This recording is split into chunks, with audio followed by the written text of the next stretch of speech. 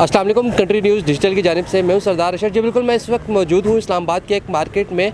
जैसे कि गुज़िश्ता कुछ दिनों पहले अफ़गानिस्तान की हुकूमत ने फ़ैसला किया कि जो शख्स नमाज नहीं पढ़ेगा उसकी तनख्वाह में से कुछ पैसे काट दिए जाएंगे। आइए चल के जानते हैं हमारे मुल्क के शहरियों से कि ये फ़ैसला हमारी गवर्नमेंट को भी करना चाहिए कि नहीं। पाकिस्तान की हुकूमत ने ऐलान किया है कि जो बंदा नमाज नहीं पढ़ेगा उसकी तनख्वाह में से कुछ पैसे काट दिए जाएंगे। क्या ये हमारी पाकिस्तान की हुकूमत को भी करना चाहिए? मैं अर्ज़ कर रहा हूँ नहीं करना चाहिए। ये नमाज अल्लाह और बंदे के दरमियान मामला है। उन्होंने जब हजूर पाक के वक्त इतनी सख्ती नहीं की गई, बाद में सहाबा इकराम रहे, अहल बैत रहे, और किसी ने नमाज फ़र्ज़ ज़रूर है, ज़रूर पढ़नी चाहिए, हर सूरत में पढ़नी चाहिए बींगे मुसलमान। लेकिन इस तरह डंडे से किसी से हमारे दीन में सख्ती है ही नहीं। ठीक है जी बताइएगा, अफ़गानिस्तान की हुकूमत ने फ़ैसला किया है कि जो शख्स नमाज नहीं पढ़ेगा उसकी तनख्वाह में से पैसे काट दिए जाएंगे। क्या ये फ़ैसला हमारी हुकूमत को भी करना चाहिए?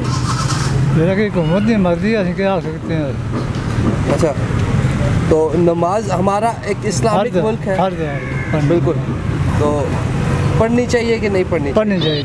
तो ये हमारी हुकूमत को फ़ैसला करना चाहिए।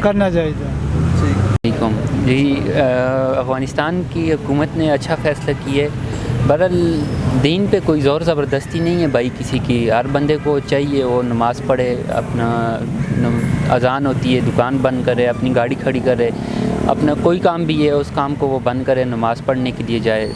तो हुकूमत से हमारी यही दरख्वास्त है कि वो बस जो बातें वो कर रहे हैं उन पे अमल करें, और हमें भी अल्लाह पाक नमाज की तौफीक सब मुसलमानों को दे।